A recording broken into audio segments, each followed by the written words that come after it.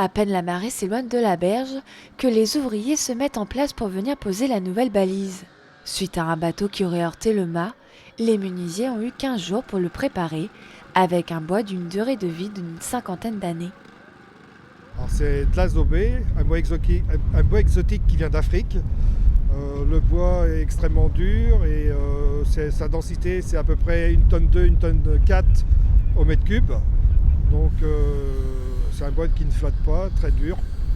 Et on a travaillé ce bois exotique avec des outils au carbure de tungstène.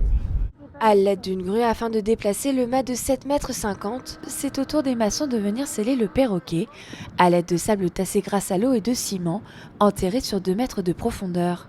Avec son entreprise, Luc Leroy avait déjà participé aux travaux il y a 22 ans sur les 9 balises qui se dressent sur les 4 km du passage du Gois. On avait anticipé un petit peu le jour où il fallait refaire une balise. Donc on a mis des buses à l'époque, on a rempli de sable et on a bétonné la tête de la buse. Ce qui fait qu'aujourd'hui on a enlevé le béton au niveau de la tête de la buse, ce qui nous a permis d'enlever le mât sans tout démolir.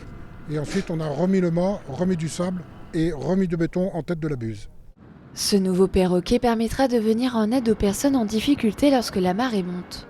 Chaque jour, les équipes du département interviennent sur le passage du Gois pour l'entretien de la chaussée et assurer la sécurité des 1000 usagers qui empruntent quotidiennement cette route emblématique du département.